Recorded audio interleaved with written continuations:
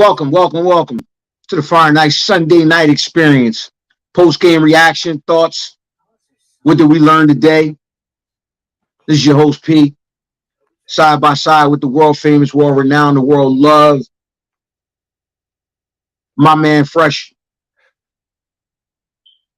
Long day today. Long day. That first Sunday, man, took a toll on me. Yeah, hey yo, man, it was a lot of ups and downs. Yeah. I can say a popular theme that ran with me was rip 'em up.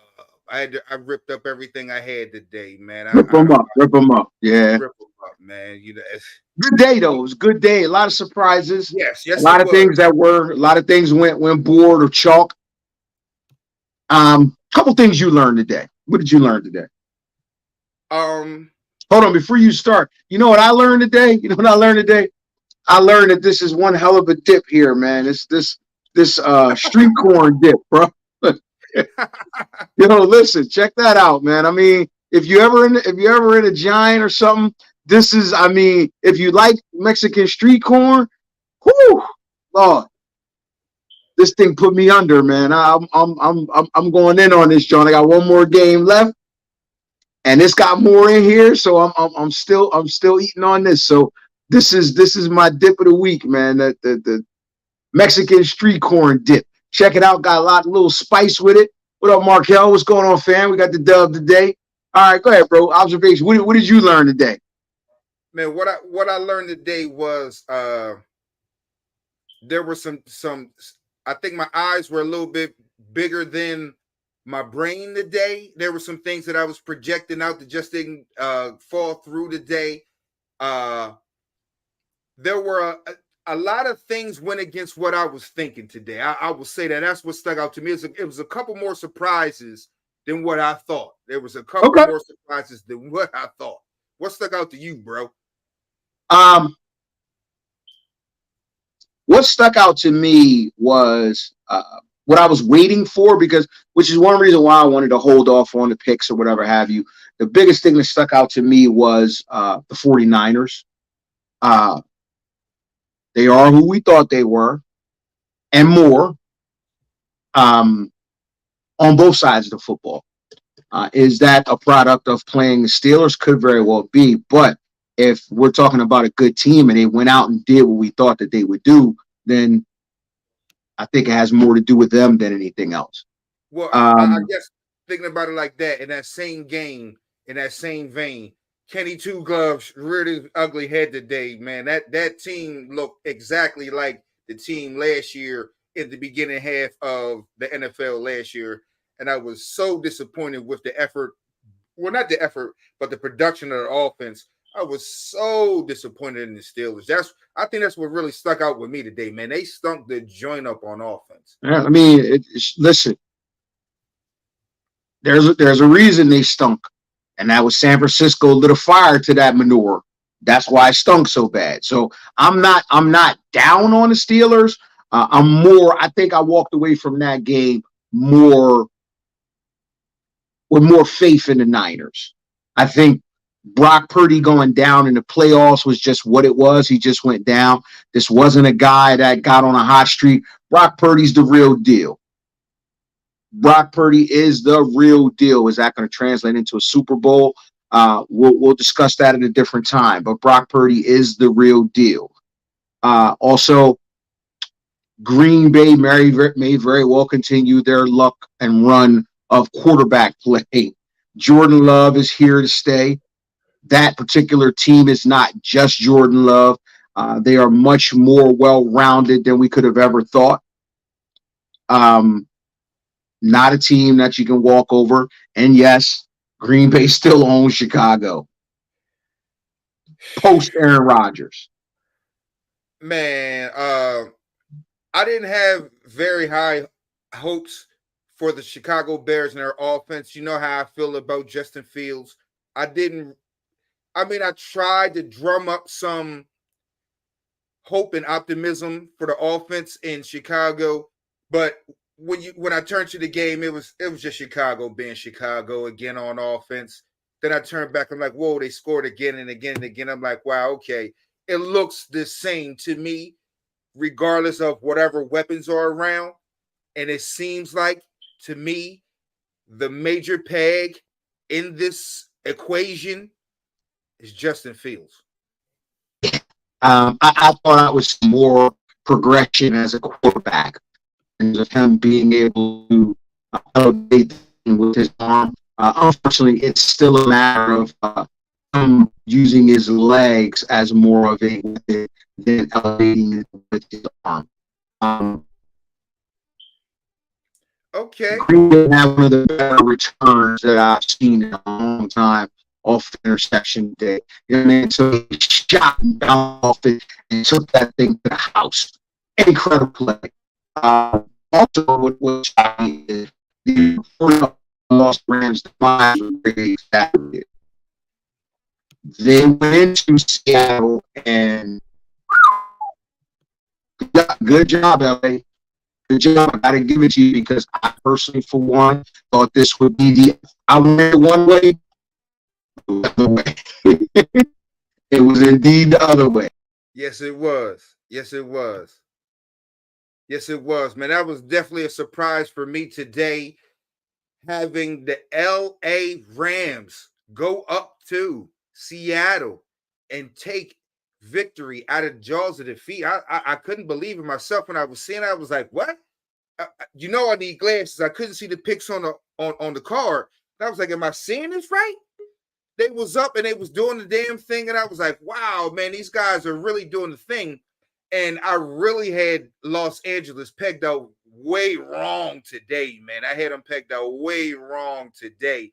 So should have invite to Markel. Get him in here, man. Get him in here. Get him in here.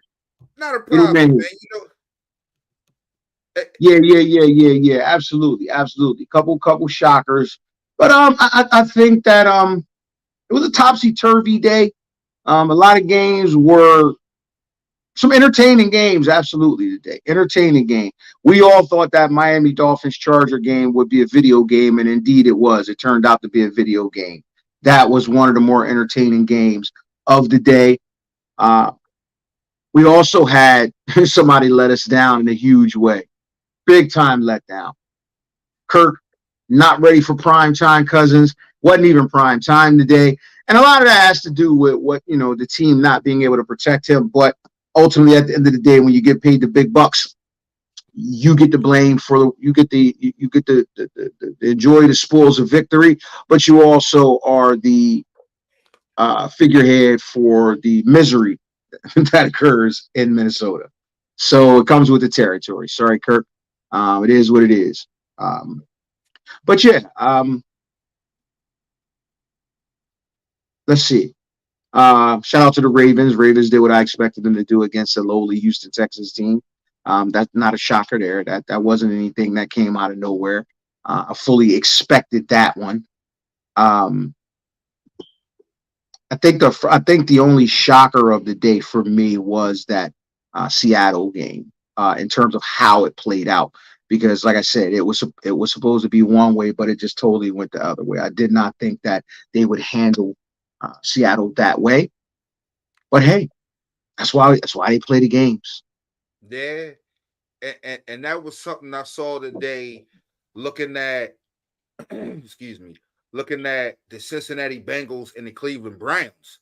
I was like, wow, I thought it would be a much more competitive game. Like we said, it was an interdivisional game. I definitely had picked the Cleveland Browns to win. That was one of my winners today. Yeah, we both picked the Browns. We both picked the Browns to win. That was chalk. That was a chalk for both of us. That was chalk across the board. We picked the Browns. Because, like I said, the notorious slow start for the Bengals, it just always happens. And true to form, it reared its ugly head today. They are literally, I think, 1-5 the last 6 seasons in season openers. So it's just a microcosm of Cincinnati going into opening games. I expect more of the same for the next, 2 to 3 weeks. Possibly it's going to be topsy-turvy, turbulent. Then I think at the end of the day, they'll round it out and they'll get on a roll. But early, I think Cincinnati struggles. Yeah, man. I was looking at the Atlanta Falcons, and when I seen things that they was doing, I said, yup, This looks probably like the game I thought that they were going to play. Mhm. Grounded, pounded. Bijan Robinson had a great Yeah, looks like a star. touchdown catch. I want to say it was. He put a move on a They put a guy, man. move on a couple guys. Yeah, man. He and took it to the house. And with Tyler Algiers getting in for 2 scores, and I want to say he may have hit 100 yards on the ground. That team, man, I'm telling you, there were 3 out of 4 teams out of the NFC South got dubs today. Speaking of South, AFC South, the Jags, standout performance today from the gambler, Calvin Ridley. He came back and looked like a total go-to guy for Trevor Lawrence. That team is stacked with talent on the offensive side of the football. He came on. I think he had a buck in receiving with 8 or 9 receptions. Keep your eye on that. Oh yeah, the gambler, Calvin Ridley, he's back. Gambler is back. He's back. He's back. Calvin Ridley is back. I hope he bet on himself today because he showed out. He showed out today. So yeah, just some quick observations. And I think we had the discussion today about there was a lock. It did lock, but in the manner that it happened, it kind of went true to form and how I explained it. I didn't think the Commanders would dominate that game from a perspective of putting up points or whatever have you, because there's still some working pieces that need to still figure some things out. Defense literally dominated the game in the second half. That would be the only dominant portion that I would say. The defense literally shut Arizona out in the second half for the most part. They got some turnovers. Montez Sweat made everyone forget about the absence of Chase Young. You had Deron Payne, Jonathan Allen wake up. Those guys literally took over the game. And a name to watch out for on the end, young Emmanuel Forbes, the first-round draft pick at corner. Very slight in build, but he is a dog. Okay. He is a dog. Okay. He is a ball hawk, and he is brimming with confidence. That's my guy, Manny Forbes, young rookie cornerback. Keep an eye on him. He will be the best thing that they've had at the corner position since Champ Bailey. Oh, that's a big comparison.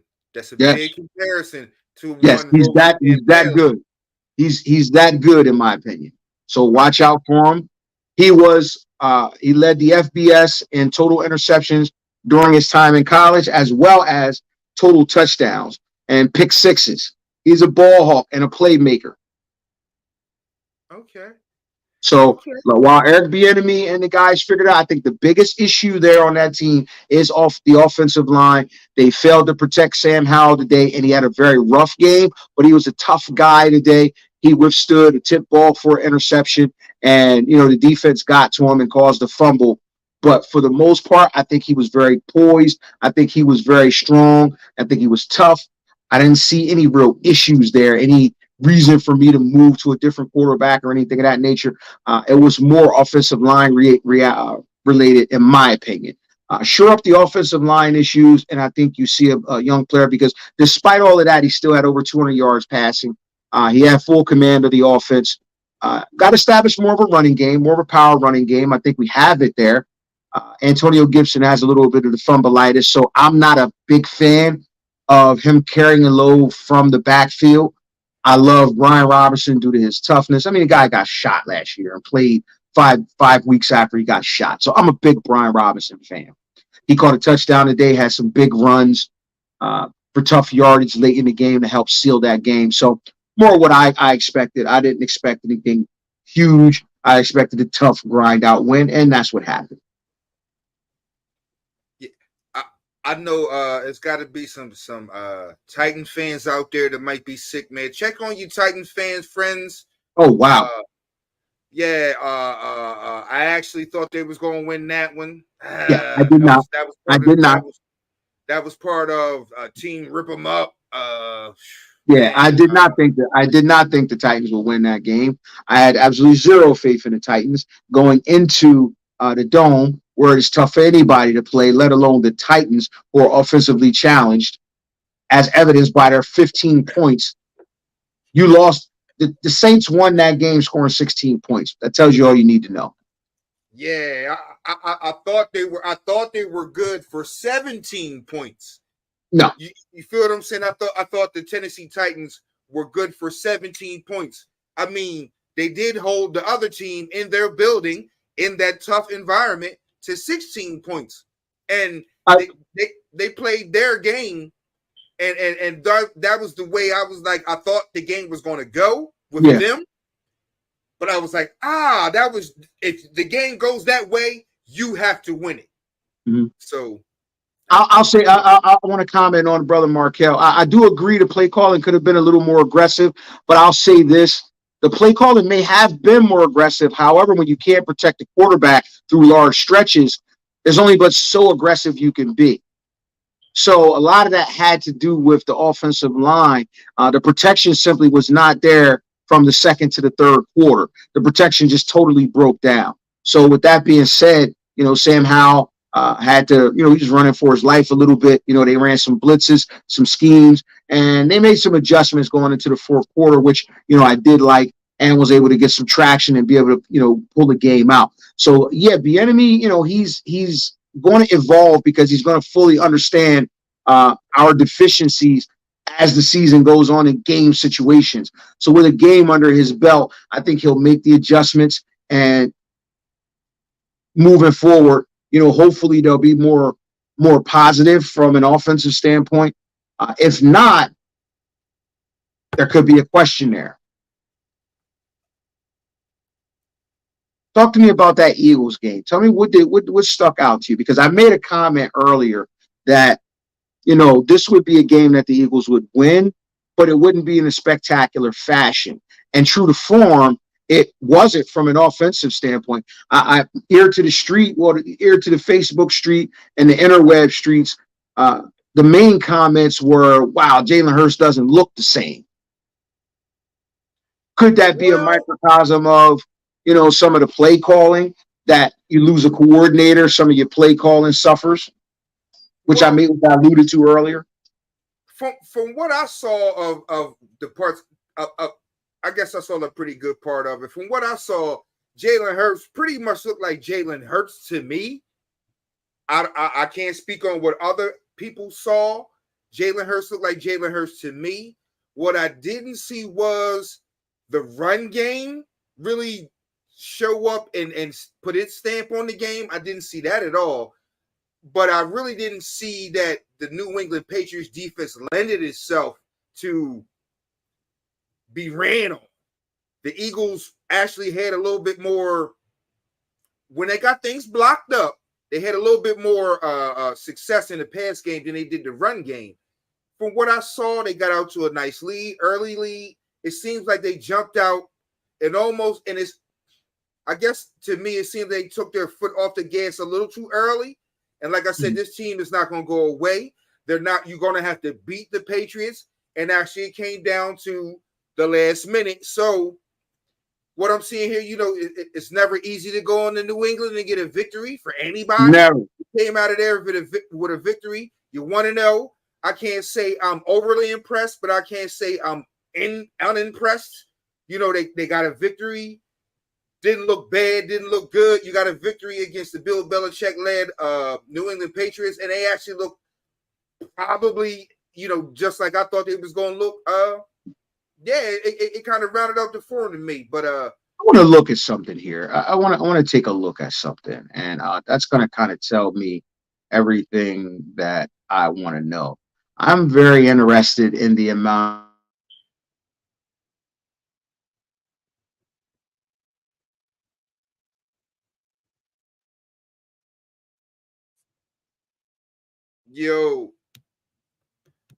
Very interested in what amount would that be, good brother? Well, yeah, man, the things that I was seeing with the Philadelphia Eagles, they looked pretty much the same team to me as last year. I didn't see Jalen Hurts get to the tight ends at all. I didn't see him get to the tight ends at all. I didn't see him really get out. You know, the backs really put their stamp on the game with running the ball. The Eagles defense, it bowed up when it needed to bow up. So I wasn't say I was impressed. I can't say I was unimpressed with the Eagles defense. So to go into New England and come out with a victory, it's always good. It's always good. I wasn't mad at seeing Mac Jones with a competent offensive coordinator. I wasn't mad at seeing that. You know, he looked a whole lot better than he did last year. And those type of things, man, it's going to, you're not going to play against the Eagles every week. You know, you're going to have the Cardinals and you're going to have the Titans. So he's going to have his days to look and succeed a whole lot better with these days coming up. But I kind of seen McCorkle Jones. It wasn't going to be enough for McCorkle Jones to do what he was doing today to actually beat the Eagles. Yeah. So yeah. Oh, don't underestimate the Packers. Man, look.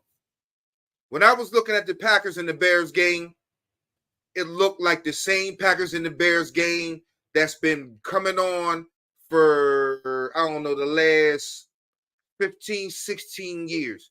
The Green Bay Packers have been owning. The Green Bay Packers have been owning the Chicago Bears. And for some reason, the Chicago Bears just can't get right on offense. It always just keeps looking the same, a whole lot of screens. You can't just drop back and read a defense and go to whatever they're giving you, you know, just like, you know, the majority of the rest of the league can do. It's always a lot of, you know, scrambling and running around. You just can't succeed long term with that. I think they ran the worst quarterback sneak I've ever seen in my life today. I think they ran the worst quarterback sneak I've ever seen in my life today. It was putrid. I was sitting there looking at it. I was like, this is literally 4th and inches, and you dive over the top and don't even stretch the ball out. I said, this doesn't bode well at all. This doesn't bode well at all.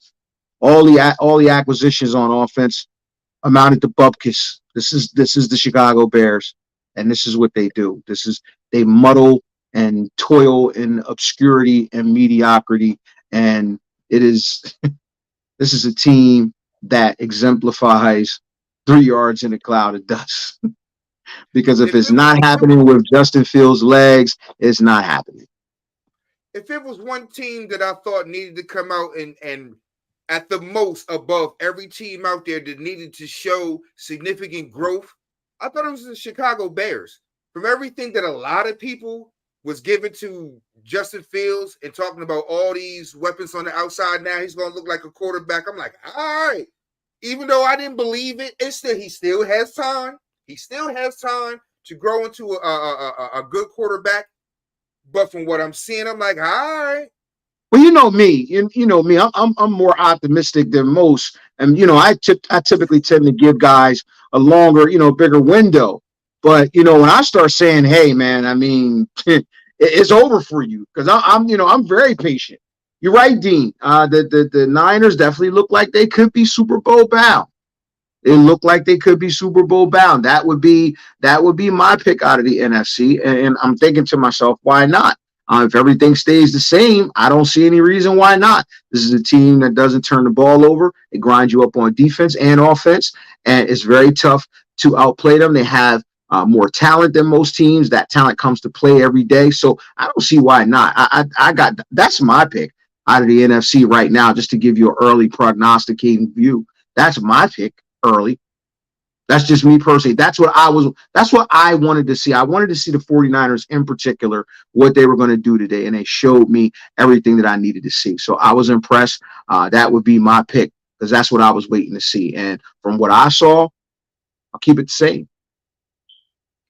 You know what I saw today? And I man, we had 2 guys who really, a lot of people put a stake in them for their teams to go far, which was the LA Chargers and the Miami Dolphins. But I swear, you had this one picked out, bro. You had this one picked out as well. Now, I went with the Miami Dolphins. And boy, did the Chargers put up a whole bunch of points to lose. And I picked the Chargers because I felt like they would deliver in this setting where it means absolutely nothing. They delivered halfway, just not in a way that mattered with the W. But why? I'm not shocked. I'm just not shocked. You know, you know that I was on that whole Justin Herbert bandwagon. Fantasy, absolutely. Great fantasy guy. But when we're talking about reality, no. Pick him all day in fantasy because he would like the scoreboard up. He will give you statistics. That's going to be eye-popping. But unfortunately, where it matters most, he just cannot deliver. He can't. He as someone we all know and love used to say, he can't bring me, baby. Hey, you know what, good brother. I'm glad they pointing that out. I said, man, this got a chance to be a barn burner today, man. And it turned out, man, it was some darts being thrown out there. Oh, everything we said was going to be. Oh, bro, I had Tua, Tyreek Hill, and Jalen Waddle in a couple of my fantasy teams. So thank you. Thank you for that. That's their style. They played video game football. It was two teams that played video game football. Yeah, two teams that play. If no, barring any injuries or whatever have you, these will be two of the more entertaining teams in the league, bar none. Period. Barring injury. You get two healthy, you get the Chargers healthy, and you get the Dolphins healthy. They are going to put up some numbers, and there's nothing anybody can do about that. I want to forever give Tyreek Hill his props. He is, to me, he's turning into an all-time great receiver. Oh wow! He's putting up, he's moving into that class. But I want to make also a pivot. I want to turn to, again, a guy who I actually jumped off of because I beat him up enough for the last couple seasons. But again, bunch of stats, bunch of darts over here and there, but no wins for Justin Herbert. Again. At home nonetheless. You got to quit giving this guy, I think he's going to win the MVP over Patrick Mahomes. Slow down. Win a meaningful game sexy first. Pick. Well, he's a sexy pick because, young gun. Everybody wants to replace the incumbent, and sometimes you get that voter fatigue. I want to vote for this guy again. I want something new and trendy. But unfortunately, this guy is, he's not going to do any MVP type of things. I don't think. Later on in his career, that could change. I mean, because we have seen guys later on in their career turn into winners, a la John Elway. He was kind of, I don't want to use bust, but things like that. But he was very unsuccessful in the big moments. Yeah. He's that type of guy where right now, when it matters, he's just not going to be there, unfortunately. And that includes winning games down the stretch, important games. This was a non-divisional game in which that cross-country thing where I didn't allude to it earlier. Going the other way typically works for the team traveling. Mm-hmm. West Coast teams coming to the East Coast is problematic, but East Coast teams going to the West Coast seems to work out. I did pick the Chargers because, like I said, I thought this would be a meaningless game, and I thought that Justin Herbert would show out. But, of course, he did show out. It just didn't show out to amount to anything. So I'm not shocked.